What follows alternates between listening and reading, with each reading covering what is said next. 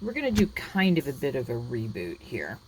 Um, for all of you who are seeing this, you are already one of my patrons, and you already know that I have downloaded, I think, 20 some pages already um, of different pieces of furniture that you will be able to make. This is from this is from the Hilma af Klint,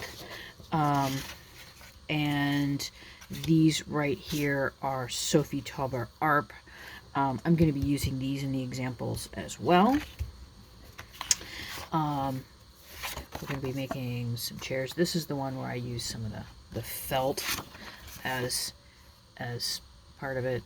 So what we're going to be, these next couple videos are going to be about, is going to be making the chair, the little love seat chair, the love seat and the chair. I typically have a little love seat and then 2 little chairs, and then we're going to keep working from there. These are Sonia Delaney's. I'm saving these because I want to do some painting stuff with them, so I thought these would be good examples. So like I said, we're going to kind of doing a hard reboot on these. Oh, and I'm going to be teaching you 2 ways of doing this. One is with the larger side here, and then one is with what I call the cut arm. It's a little different, but I want to show you how I do it. So I'm gonna talk about, just for a second, the tools that I'm gonna be using. Trusty triangle, pair of my scissors, an eraser. I have an X-Acto knife, plus I have just a snap blade. Both of these can be used. Pencil of some sort. I have a ruler. This is kind of a cruddy ruler. It's a very inexpensive plastic one, and you can tell I've kind of put it through the ringer. I do this I use it mostly just for measuring and doing, you know, like hacky kinds of cuts. I went ahead and pulled out some tweezers because I can always use those. Some sort of folder is super duper important. I recommend using a bone folder, but if a stylus is what you've got, you're just going to want to make sure. I got this one at the dollar store. Make sure it has the smallest one you can get.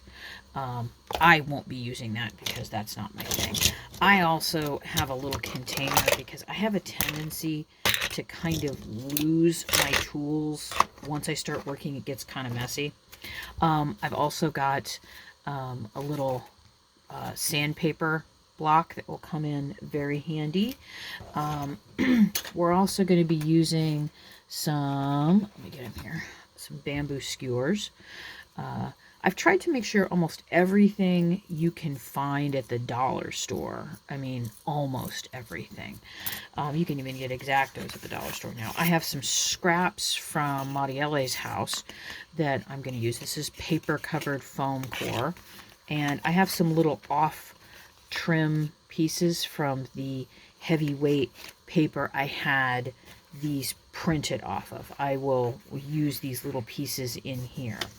I've also, because I try really hard not to get so trashy, I have a little garbage bin. This is just a little plastic container that I use. I think it had Brussels sprouts in it. And again, something you can get at the dollar store. I've noticed that the clips, the plastic clips, are just a little too much, but these right here are just absolutely perfect for just holding 2 little pieces of paper together without giving any huge indentations. So I've got a little mug full of these.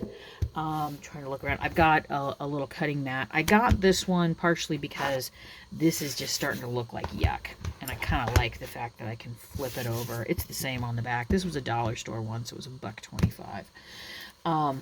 And then what else we may be needing? some papers. These are just scraps of the painted paper that I use. So if you've watched any of my videos about painted paper, I have pieces that are left over.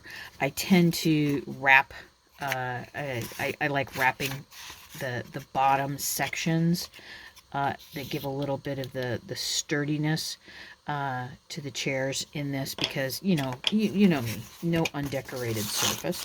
Now, if you don't have any painted papers, and you can use any kind of paper you want, you don't have to use something that I have.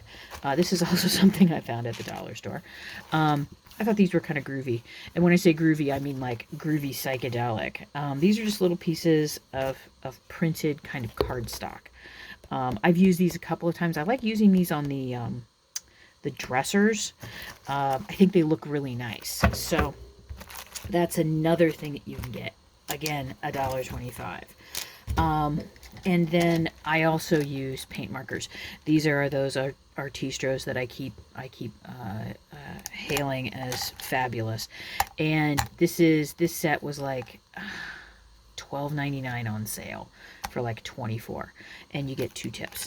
So if this is something you would really like to do, these are fun to work with. They don't bleed through paper too badly either. I was working in my sketchbook and using these, and they don't bleed through paper too badly at all, which I was really intensely kind of cool about them. So that's everything you're going to need. Or if you're just, you completely are like, I just want to cut this out with scissors and then fold it and glue it together and be done with it, you be you. Remember, in these videos, I'm showing you how I'm doing it. So if you want to do it my way, good on you. If you want to do it your own way, do it your own way. So I'm going to find my glue, which is right there. And in the next part of this video, I'm going to talk about how to cut things out, especially when we're coming to areas like this, which look a little daunting, especially if you're using a knife and the knives are not something you're totally and completely fabulous at. Don't worry about it. So I'm going to be putting together a chair. You can see there's no cut line here, but you can see on this one, this is this one right here, this line right here. Because sometimes you get a little, I chose this one specifically because in the painting, the Hilma af Klint painting, there are some black lines, and you can definitely tell the difference between these two. So what we're going to be doing in the second part of this video is we're going to be putting together a chair that has regular, uncut, and a cut. So I will see you in the next part of the video. Okay. Right before I started this, I gathered all my materials together. I changed out my blade on my X-Acto because I knew that it wasn't quite sharp enough.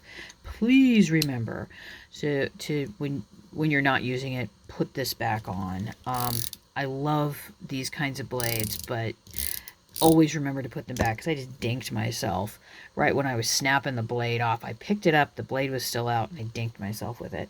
It's not a bad cut, and I've had all my tetanus shots, so I should be okay.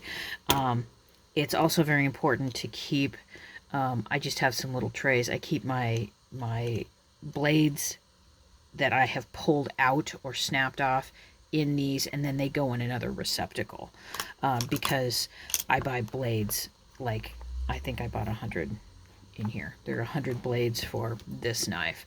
I also sometimes use, well, not sometimes, I always use them for the snapping off of these, because I want a clean break, and I want to know that I've got a hold of this, the little sharp bit, because even when I'm trying to be safe, I still dink myself with things. So, what we're going to do here is we're going to cut all of this out. Now, when it comes to the smaller the smaller cuts here, you can see how tiny those are, and anything that's in an angle, I'm probably not going to use a straight edge for it. And that's simply because I can do it more accurately without. And it's not, I'm telling you right now, I'm doing some things that are not good ideas. The first one here is using plastic to cut against. The reason I do this is because these are such small pieces. I need to see the piece underneath it. And you can see from here, I need to clean this up. I've got glue all over. I need to get some Goo Gone out and clean this up. So it's not a great way to do it. Also, make sure your fingers are away from the edge when you're cutting these. So you can see here, I made my first cut and I didn't quite get in there all the way. I hate it when that happens. And then this goes straight into the scraps. I tend, just for me personally, I tend to go around and cut out the entire large piece. Now here we are with something small. Put my point in, drag out. Put my point in, drag down. It's just too small to worry about. I don't like, sorry. I always want to make sure, because I was going to do it wrong. There's the danger when I'm cutting things like this that I could accidentally cut all the way down. But if I'm cutting this way, the danger is that I could also go and cut into this part over here, which I don't want to. I always want this part to be protected. So my advice to you is to go slowly and reinforce those. And you can see I went a little further on this cut out. I just didn't stop there. So there's sometimes too when I can line something up and I know that both of these need to be cut. This one over here needs to be cut as well as this one. So I'm just going to go up there and grab that one. Okay. So basically that's what you're going to do if you're using a knife. I prefer to use an X-Acto like this on pieces like this, especially because I'm working kind of small right here. Again, it's almost like if the blade's moving, your mouth shouldn't be moving. Okay, here's a tiny one here, and I'm just going to cut it that way, flip it around, and do the other corner. Okay, now we've got this one here. I'm going to do this one first, and then this one over here. And then come back and grab this one. I'm trying to make sure that you can see what I'm doing with my blade. And notice I move the piece around a lot. Move it around so you can get to a good angle. If it's not comfortable, if you feel like you're stressing yourself out to get to something, then just forget it. Move the piece. Okay, and then I'm going to come up here, and even though I don't want to do it this way, I'm going to have to, because this is the only logical way. And notice I'm going to cut a straight line. I'm going to come over here and do the same thing. I'm going to cut a straight line. And you're thinking, now, why did you do that? That's kind of cuckoo nutty crazy bananas. Why would you do that? Pull that apart. The reason I did that, and I'll also come in and do this just to get rid of things, put things in the trash, is because I'm going to have to freehand cut this. Now, you can use scissors if you want to do scissors. I would rather freehand cut. It's not one of my favorite things to do, but sorry, I can't talk and cut at the same time. It ends up looking better with the print. Sometimes if your scissors, these are kind of not fabulous scissors. If you have really good paper cutting scissors, use them for your angle, your curves. But these are not very good, and they tend to kind of chew up a bit of the print. So now what I'm going to do down here is I need to cut these pieces out, these white pieces. So what I'm going to do, I'm going to show you how to do this. I'm going to come in and do these straight lines so you can kind of see what I'm doing here. Make sure I've got that one. And that one was a little further out than I was comfortable with. I put it right into the point where these two come together, press down, pull. Put in, press down, pull. And then I double check on the other side to make sure that I've got them all the way through. You can see the little lines. I'm going to use my straight edge here.